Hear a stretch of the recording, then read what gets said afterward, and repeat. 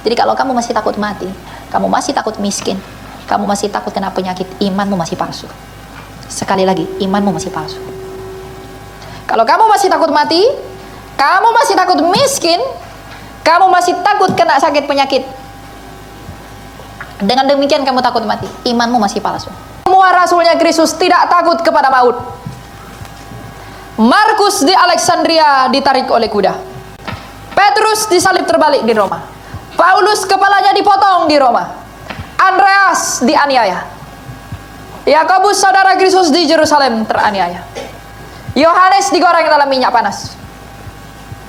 Bahkan ketika mereka dianiaya dalam masa-masa terakhirnya, Injil tetap keluar. Kenapa? Karena mereka telah melihat kematian telah dikalahkan oleh Tuanku yang kuberitakan. Itulah iman.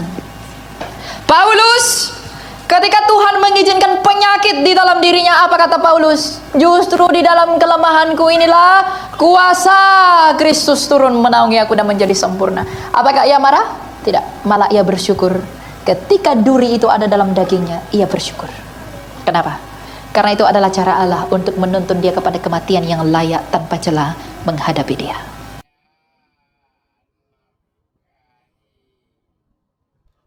Kita akan belajar firman Tuhan yang sesi yang kedua seperti yang saya katakan di awal. Kalau yang pertama kita sudah belajar tentang Allah adalah kasih. Allah adalah kasih karena sejak semula Allah menciptakan kita untuk hidup yang kekal, dan hidup yang kekal itu dihalangi oleh kegagalan manusia mengasihi Allah, yaitu dosa. Dan dosa itu dan kematian yang timbul dari dosa itulah yang membuat kita tidak mengalami hidup yang kekal. Tetapi Yesus Kristus telah datang ke dunia ini mengalahkan kuasa kematian itu dan telah membayar hutang dosa, maka dengan demikian hidup yang kekal terbuka kembali di dalam Dia, di dalam Yesus Kristus. Nah, hari ini sesi yang terakhir ini dari saya, kalau memang kita tahu bahwa keselamatan itu hanya ada di dalam Dia, kita tahu bahwa hidup itu hanya ada di dalam Dia, kita tahu bahwa keinginan manusia untuk hidup hanya dapat ditemukan di dalam Dia, sebab Dialah satu-satunya yang telah hidup, dan kematian telah ditaklukkan di dalam Dia, sebab Ia telah bangkit dari dunia orang mati, yang dengan demikian Dia memberikan belas kasihan yang besar kepada dunia. Maka sekarang bagaimana cara kita mengikut Dia, atau dengan kata lain, apakah pertobatan itu? Ini yang paling penting. Kita hanya tahu tentang Kristus yang telah menganugerahkan belas kasihan yang besar kepada dunia melalui kebangkitannya dari mati. Dengan demikian kita menjadi kaya oleh hadiah yang amat sempurna. Tetapi sekarang, bagaimanakah caranya saya mempersatukan diri di dalam Dia yang kita sebut Kristus yang dinamai Yesus itu? Bagaimanakah caranya saya hidup dalam pertobatan dalam hal mengikut Dia, yang dengan demikian anugerah keselamatan yaitu hidup yang kekal dan juga kemenangan atas kematian dapat kita peroleh. Ini yang menjadi poin yang paling penting dalam hal mengikut Kristus. Kristus dalam Matius 28 ayat 17, 18, 19 berkata, "Pergilah, jadikanlah semua bangsa muridku." Murid dengan pengikut itu berbeda. Pengikut Yesus hanya mengikuti Yesus ketika mereka hanya menginginkan kesembuhan daripadanya, menginginkan kekayaan, menginginkan banyak hak dari Kristus itu. Tetapi murid adalah yang duduk bersama dengan Dia dan mengakui keberdosaannya. Nah, sekarang apakah Anda seorang murid atau seorang pengikut? Renungkanlah.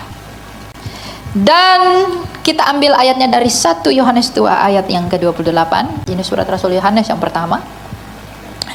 "Jadi sekarang anak-anakku, tinggallah di dalam Dia, supaya apabila Ia menyatakan dirinya kelak pengadilan, kita beroleh keberanian percaya dan tidak usah malu terhadap Dia pada hari kedatangannya."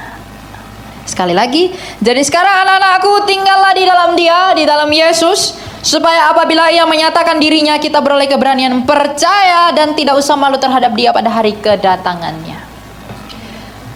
Hari kedatangan Kristus yang kedua kali, tahta pengadilan Kristus adalah pengadilan yang sangat menakutkan.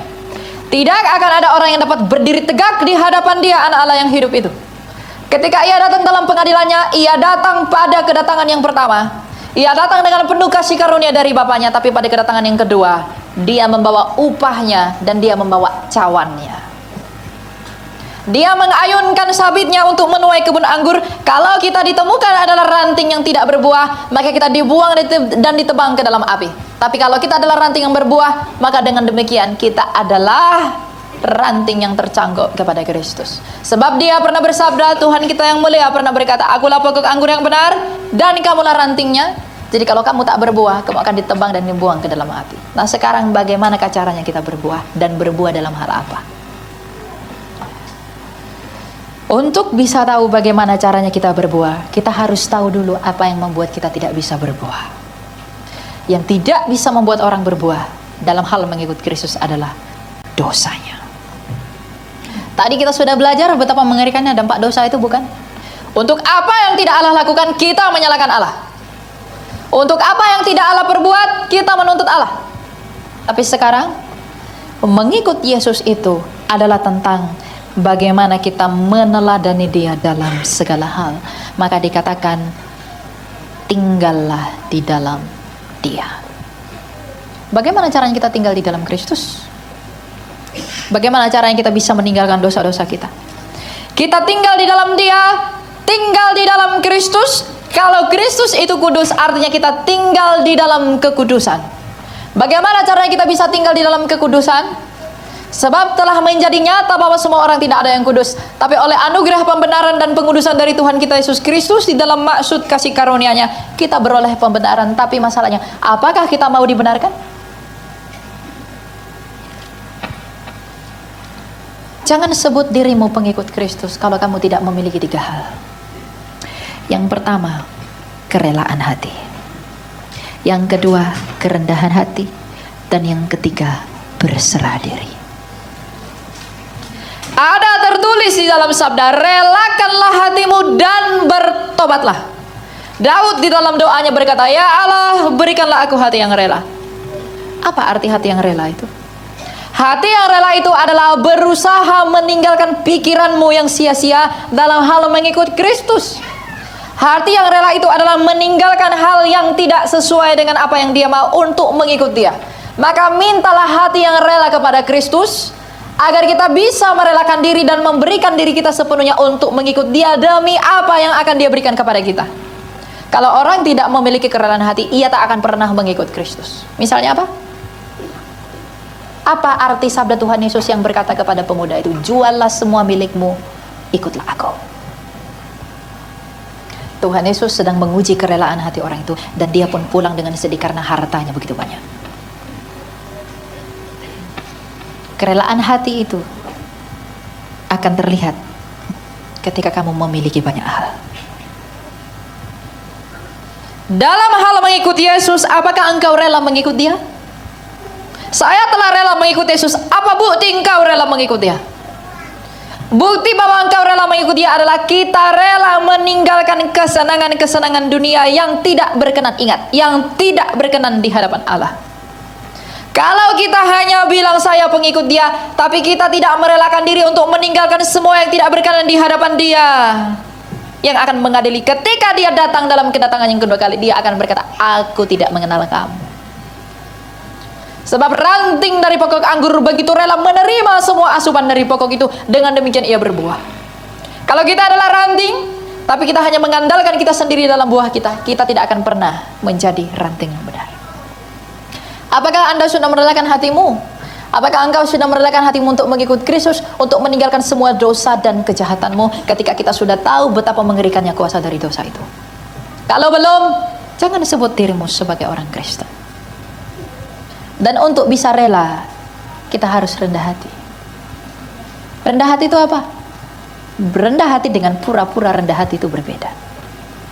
Rendah hati itu benar-benar mengakui dan menyadari bahwa ia tidak dapat berbuat apapun tanpa Allah. Yang dengan demikian, ketika ia menyadari bahwa ia tak dapat berbuat apapun demi Allah, di hadapan Allah, maka ketika ia mengakui itu, ia merelakan dirinya, dan dengan demikian ia berserah kepada Allah. Bahkan dalam hidup pertobatan pun, kunci yang membuat kita berhasil hanyalah berserah. Apakah kita sudah merelakan diri kita kepada Allah? Apakah kita sudah menyerahkan diri kita kepada Dia? Apakah kita sudah rendah hati mengakui bahwa kita tidak dapat berbuat apa-apa buat Dia?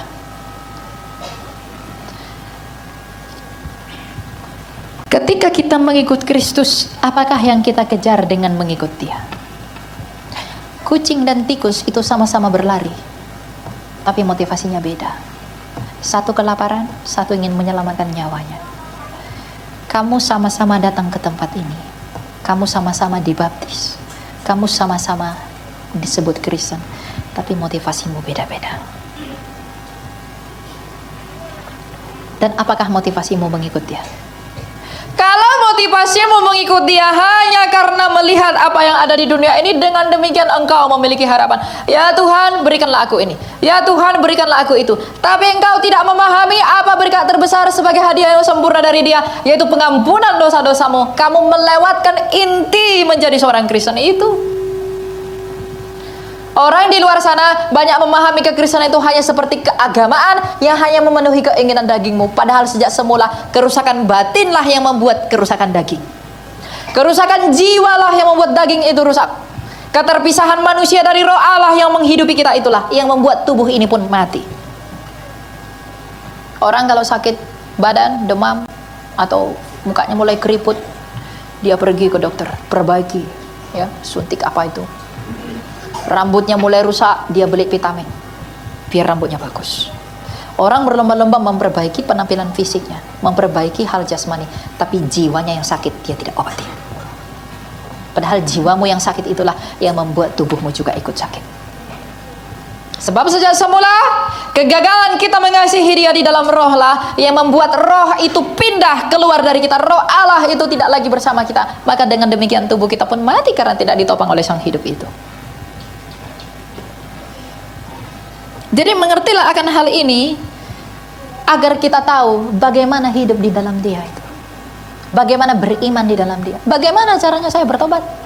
Kamu tidak akan pernah bisa bertobat kalau kamu tidak rela, kalau kamu tidak rendah hati, kalau kamu tidak berserah. Selama ketiga hal itu belum ada, kamu tidak akan pernah bisa bertobat. Bahkan saya pun tidak akan bisa bertobat kalau saya tidak rela, saya tidak rendah hati, dan saya tidak berserah. Tapi masalahnya, apakah kita mengejar pertobatan itu? Makanya tadi saya tanya, apa yang kau kejar dengan menjadi seorang Kristen? Apa yang kau inginkan dengan datang ke gereja? Apa yang kau mau menerima tubuh dan darah Tuhan? Apa yang kau dambakan dengan bersekutu bersama jemaat? Apa yang kau mau dengan membaca kitab suci? Kalau yang kita mau di luar daripada pengampunan dan hidup dalam pertobatan di dalam Kristus itu, kita tidak mengerti apa makna menjadi Kristen. Kita hanya menjadi follower, bukan murid. Dan pengikut tidak berkenan dalam kerajaan Allah, tapi murid berkenan di dalam Dia. Kalau ada orang Kristen menyebut dirinya Kristen tetapi tidak mengejar pertobatan, itu bukan Kristen.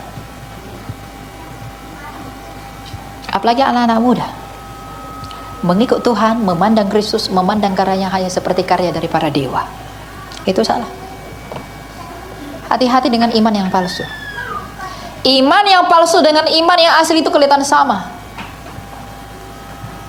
Tapi imanmu yang asli hanya kelihatan ketika kamu tidak takut mati, kamu tak takut miskin, dan kamu tidak takut kena penyakit. Kalau kamu masih takut dalam tiga hal ini, imanmu masih palsu. Sebab apa iman itu? Iman itu adalah bukti dari apa yang tak kita lihat dan dasar dari pengharapan. Dasar akan pengharapan bahwa Kristus telah menang atas kematian, maka kematian itu tak perlu lagi kamu takuti. Kristus telah memberikan anugerah yang besar kepada dunia melalui dan dari kemiskinannya di hadapan manusia. Dengan demikian ia menjadi kaya dalam kemuliaan Bapanya. Dan ia telah sengsara menderita demi membuktikan ketekunannya kepada kuasa Bapanya. Jadi kalau kamu masih takut mati, kamu masih takut miskin, kamu masih takut kena penyakit, imanmu masih palsu. Sekali lagi, imanmu masih palsu. Kalau kamu masih takut mati, kamu masih takut miskin, kamu masih takut kena sakit penyakit, dengan demikian kamu takut mati, imanmu masih palsu. Itu iman palsu. Sebab apakah yang kita sebut sebagai iman? Haleluya, aku memperoleh gelar begini. Haleluya, aku dapat ini. Enggak itu. Tujuan Yesus datang bukan untuk itu. untuk memberikan penghiburan kepada jiwamu. Kristus berkata apa? Aku rendah hati dan lemah lembut, aku memberikan kelegaan kepada jiwamu. Dilegakan dari jiwa yang bagaimana? Jiwa yang takut pada kematian. Maka dia datang ke dunia ini mengalahkan kematian melalui kebangkitannya, agar orang yang mengerti dia tidak lagi takut kepada kematian itu. Dengan demikianlah semua rasulnya Kristus tidak takut kepada maut. Markus di Alexandria ditarik oleh kuda. Petrus disalib terbalik di Roma. Paulus kepalanya dipotong di Roma. Andreas dianiaya. Yakobus saudara Kristus di Yerusalem teraniaya. Yohanes digoreng dalam minyak panas. Bahkan ketika mereka dianiaya dalam masa-masa terakhirnya, Injil tetap keluar. Kenapa? Karena mereka telah melihat kematian telah dikalahkan oleh Tuanku yang kuberitakan. Itulah iman. Paulus, ketika Tuhan mengizinkan penyakit di dalam dirinya, apa kata Paulus? Justru di dalam kelemahanku inilah kuasa Kristus turun menaungi aku dan menjadi sempurna. Apakah ia marah? Tidak, malah ia bersyukur. Ketika duri itu ada dalam dagingnya, ia bersyukur. Kenapa? Karena itu adalah cara Allah untuk menuntun dia kepada kematian yang layak tanpa celah menghadapi dia. Jadi kalau kamu kena sakit penyakit, kalau kamu dihadapkan pada penderitaan dari Tuhan, bukan dari Tuhan, tapi diizinkan oleh Tuhan, itu bukan kutukan. Itu mungkin datang dari dosamu, tapi kalau Tuhan sampai izinkan itu, berbahagialah kamu. Karena itu adalah cara Tuhan untuk membuat kamu layak menjelang kematianmu menemui dia. Berbicara kematian ini banyak orang yang lesu, karena masih takut mati. Apa yang kau kejar di dunia ini sehingga kamu memperjuangkan hidupmu? Apa yang kau mau di dunia ini sehingga kamu memperjuangkan hidupmu? Apa yang kamu dambakan di dunia yang penuh dengan dosa ini? Apa yang kau kejar di dunia yang penuh dengan kerakusan ini? Apa yang kamu kejar di dunia yang penuh dengan malapetaka ini? Ini bukan tempat kita sejak semula ditempatkan. Tempat kita sejak semula adalah langit dan bumi yang tidak ada dosa. Dengan demikian penderitaan, sakit, penyakit dan semuanya tidak ada. Tapi ketika itu ada karena dosa, itu justru menjadi alat untuk memurnikan manusia di dalam imannya kepada Kristus. Sebab di dalam kesengsaraan menimbulkan ketekunan, ketekunan menimbulkan tahan uji. Di dalam hidup pertobatan kita, jadilah rela. Rela untuk apa? Rela untuk menghadapi apapun demi mengikut Kristus itu. Mau kau jadi miskin? Inilah yang dilakukan banyak orang meninggalkan Yesus. Takut miskin, jual Yesus. Ya kan? Takut tidak dapat wanita cantik, jual Yesus. Takut tidak dapat usaha yang bagus, jual Yesus. Padahal dia lupa semua yang dia kejar itu tak akan dapat menolongnya ketika ia mati. Sebab siapakah orang kaya yang enggak mati? Siapakah orang yang berpengaruh yang tidak mati? Tadi pagi saya katakan, di mana sekarang Kleopatra? Di mana Herodes yang agung? Di manakah Herodian? Di manakah pemimpin dinasti Tiongkok?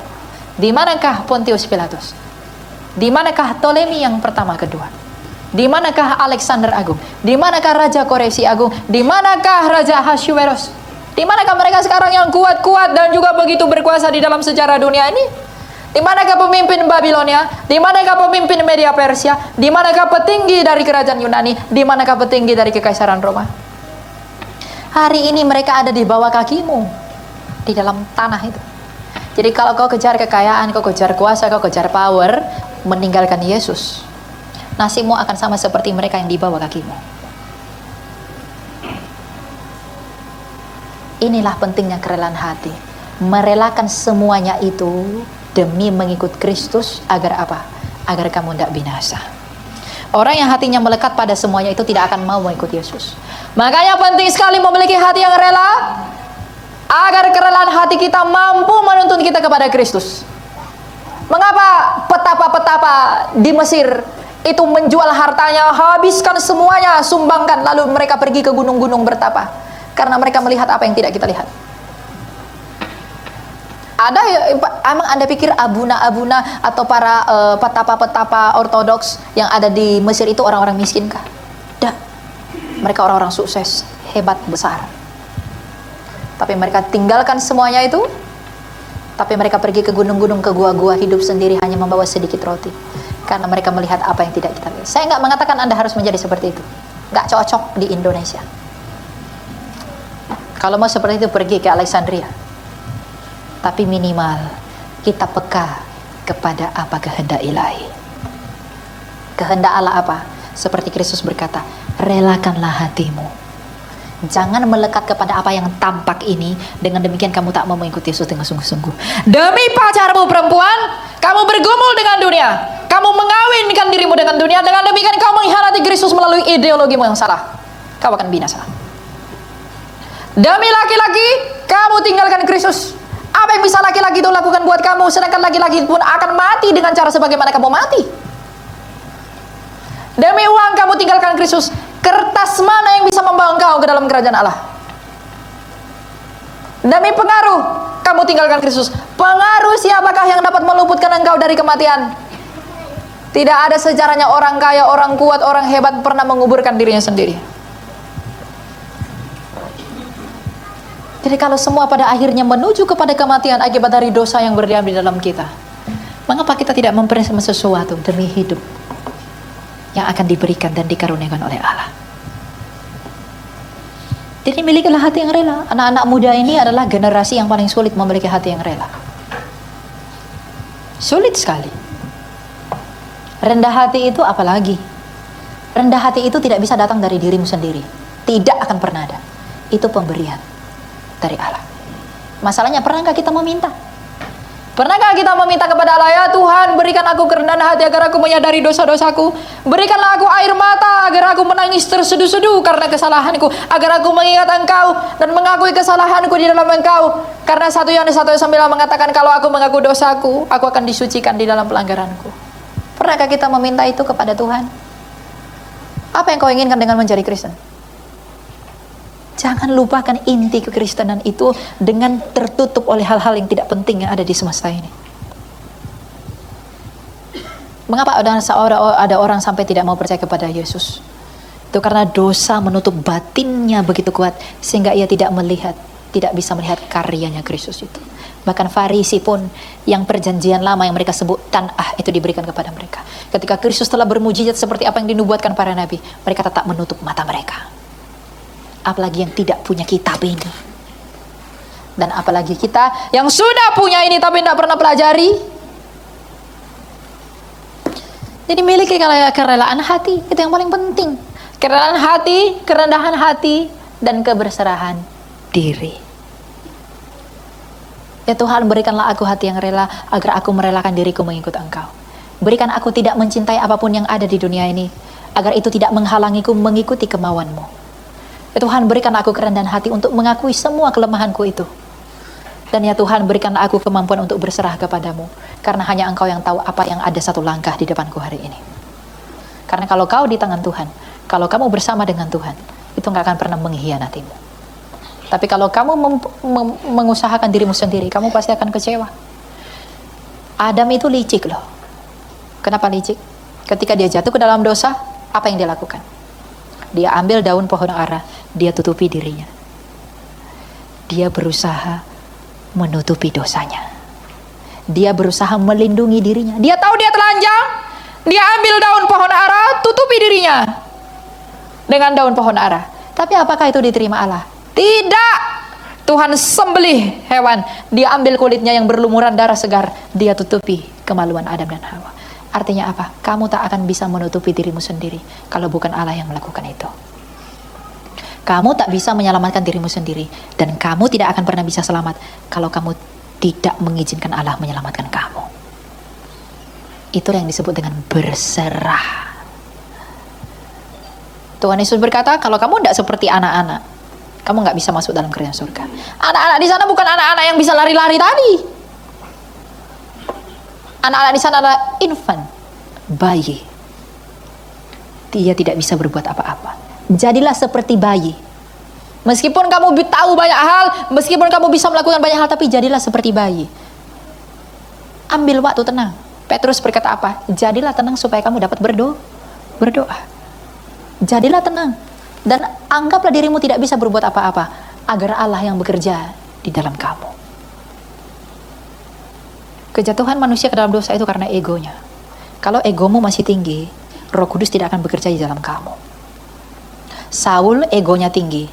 Meskipun dia persembahkan lembu jantan lembu ini, Tuhan tolak itu. Karena apa? Bukan itu yang ku mau. Yang ku mau adalah keberserahanmu terhadap kedaulatanku atas jiwamu. Roh Kudus nggak akan bekerja kepada orang yang tidak tenang. Roh Kudus tidak akan bekerja kepada orang yang tidak berserah diri. Kalau ego kita masih tinggi, masih punya keinginan dan hati yang tidak murni, Roh Kudus tidak akan pernah bekerja. Jangan pikir Roh Kudus ketika saya bahasa roh maka saya sudah. Tidak itu. Kristus berkata, Roh Kudus yang kuutus ke dunia ini akan menginsafkan dosa dunia. Jadi karya Roh Kudus yang paling utama adalah menginsafkan kita akan dosa. Ketika kita insaf akan dosa, kita datang kepada Kristus sebagai pengampunan dosa. Dengan diampuninya dosa kita di dalam Kristus, kita menjadi layak di hadapan Sang Bapa. Inilah inti percaya kepada Yesus itu. Inilah mengapa kita percaya kepada Yesus itu, untuk ini perdamaian dengan Allah. Adakah yang lebih indah daripada berdamai dengan pencipta kita sendiri? Begitu indah laki-laki dan perempuan menikah. Begitu indah saudara saling berdamai. Adakah yang lebih indah selain daripada berdamai dengan Allah itu? Tapi apakah kita pernah mengusahakan itu? Pernah kita mengusahakan hal itu, hidup berdamai dengan Allah? Kita begitu mengagumi, waduh, betapa hebatnya negara Swiss. Pemandangannya indah sekali. Raja Ampat indah sekali. Semua yang ada di dunia ini, alam semesta ini begitu indah. Kita mengaguminya. Tapi ingat, itu ciptaan dari firman yang hidup. Kalau ciptaan dari firman itu saja begitu indah, apalagi sang firman itu. Tapi kita nggak pernah terpikirkan hal ini, dan kita tidak mengejar ini. Kita mengejar, cari banyak uang demi bisa ke Belanda, demi bisa ke Amerika, demi bisa kemana, demi melihat apa yang dijadikan oleh firman itu. Tapi kita tidak pernah mengejar sang firman yang menjadikan itu ada. Kita mengusahakan perdamaian dengan dunia, tapi kita tidak pernah mengusahakan perdamaian dengan Allah. Lalu kita menyebut diri kita Kristen. Bukankah kita yang akan ditolak yang dimaksud dalam Matius 7 itu kalau demikian? Kalau Kristus datang dalam pengadilannya, pikirkanlah satu hal. Persiapkanlah satu hal. Apa yang akan engkau pertanggungjawabkan di hadapan Dia, Raja yang tak berkebinasaan itu. Ketika Ia mengatakan kepada saya, wah Elia, aku telah menganugerahi engkau hidup selama berapa puluh tahun ini. Aku telah mencintai engkau dengan memberikan engkau banyak hal. Tapi anakku, apakah yang telah engkau lakukan demi cintamu kepadaku? Engkau telah melakukan sesuatu kepada pacarmu. Engkau melakukan kepada istrimu. Tapi apakah yang telah kau lakukan bagiku? Apakah yang akan saya jawab di hadapan Dia? Hal yang sama akan ditanyakan kepada kamu. Apakah yang akan kau jawab di hadapan tahta pengadilan Kristus ketika Ia menanyai, apa bukti cintamu kepadaku?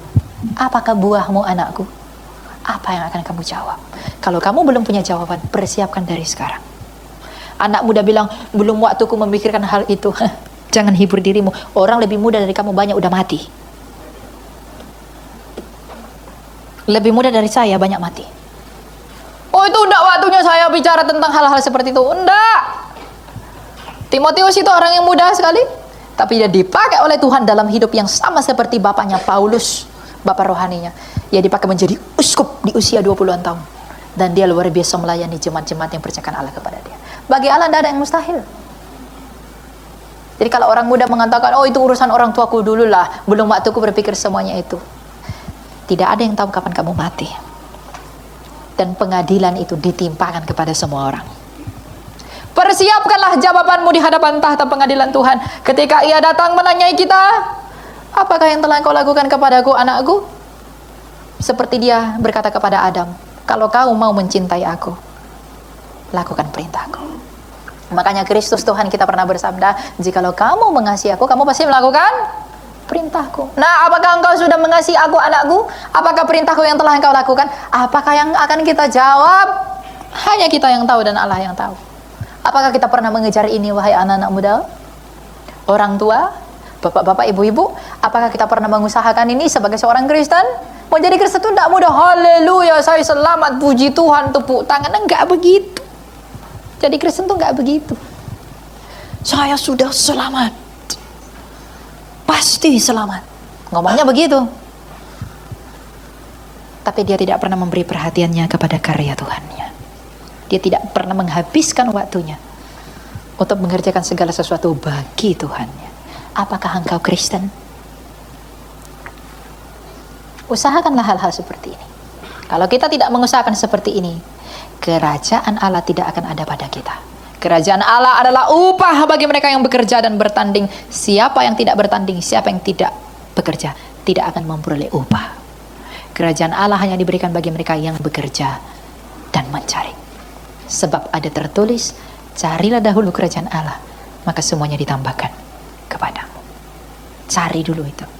Cari dulu perkenanan Allah, selama ia masih berkenan untuk ditemui. Itu yang terpenting. Di luar itu nggak ada. Kalaupun Tuhan percayakan kita pada hal-hal yang lain, pada hal-hal yang yang ada di dunia ini, enggak apa-apa, itu enggak masalah. Tapi jangan sampai hatimu terikat dengan demikian. Kita mengkhianati Kristus di dalam karyanya sendiri. Untuk itulah kamu dipanggil. Ya, nanti saya akan pulang ke Jakarta. Saya berharap apa yang saya bagikan ini dapat menjadi suatu perenungan yang baru buat Anda. Perenungan yang tidak hanya untuk didengarkan. Sebab yang saya katakan ini bukan lahir dari kesucian saya, sebab saya adalah orang yang sangat berdosa. Tapi apa yang saya katakan ini adalah bagaimana para rasul dan muridnya rasul telah berhasil di dalam perjuangannya dan menasihatkan semuanya ini kepada kita. Dalam hal mengikut dia, sebab mereka lah yang paling mengenali dia. Jadi jikalau engkau mau hidup sebagaimana Kristus hidup, lihatlah bagaimana rasulnya itu telah hidup. Kalau kita tidak mendambakan, kalau hati kita tidak merindukan pertobatan, kalau hati kita tidak merindukan perkenanan Allah, kalau kita tidak haus akan kebenaran Allah, kita bukanlah orang yang lahir dari air hidup itu.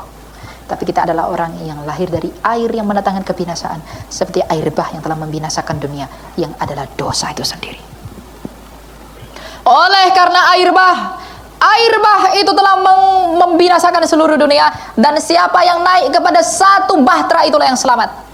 Dosa telah merangkum seluruh dunia, dan siapa yang naik kepada satu Kristus itulah yang selamat. Orang yang naik bahtera adalah orang yang membangun bahtera itu yang adalah Nuh. Dan orang yang naik kepada Kristus adalah orang yang membangun dirinya seperti Kristus itu. Kalau tidak demikian, I'm not Christian, you are not Christian. Saya bukan Kristen, kamu pun bukan Kristen. Tidak sulit bagi Tuhan untuk menggantikan siapapun di dalam rencananya. Kalau sampai hari ini kita masih hidup diizinkan oleh Tuhan, itu anugerah. Dunia bilang apa? Time is money. Waktu adalah tapi Allah mengatakan waktu adalah anugerah. Anugerah untuk apa? Bertobat, mencari Allah, mencari perkenanannya. Kalau kita tidak mencari dia, ketika ia datang dalam pengadilannya, kita akan disampingkan di dalam kandang-kandang kambing di sebelah kirinya. Padahal bukankah kita perlu memohon, perhitungkanlah aku di antara domba-dombamu ya Tuhan. Ya, saya bersyukur di ibadah kedua ini orang lebih banyak datang daripada ibadah pertama. Tapi itu jangan hanya bicara jumlah, bicara karakter. Untuk apa jumlahnya banyak tapi semua binasa? Buat apa? Oh puji Tuhan, haleluya, tapi pulang dari sini roh halus. Ya. Jadi itu yang terpenting. Hati untuk rindu kepada pertobatan itu tidak pernah datang dari dirimu loh. Enggak pernah. Itu diberi Allah. Tugas kita hanya meminta. Makanya Kristus berkata, mintalah, ketuklah, ketuk dulu hati Allahmu itu. Ya Allah, karuniakan aku kemampuan untuk bisa melihat dosa-dosaku. Karuniakanlah kepadaku agar aku bisa bertobat. Dengan demikian kita meminta, maka kita harus mencari bagaimana caranya, maka itu diberikan. Kalau kita tidak ketuk hatinya dia, kita nggak minta dia, tidak bisa. Mau salibmu segede apapun, untuk terlihat rohani itu tidak pernah keluar dari dirimu. Itu pemberian dari Allah. Mau kamu pakai salibmu di mana rumahmu semua ada salib, foto-foto Tuhan Yesus, nggak akan terlihat rohani namanya. Karena terlihat rohani itu pemberian dari Allah. Jadi usahakanlah itu anak-anak muda, karena kamu adalah bunga gereja ini. Kalau kamu di sini digembalakan, tumbuhmu di sini digembalakan, nanti ketika kamu sudah besar, kamu menjadi orang tua di sini, kamu harus mendidik anak-anakmu di dalam iman dan pengertian yang benar. Yang dengan demikian, kamu bisa hidup berkenan di hadapan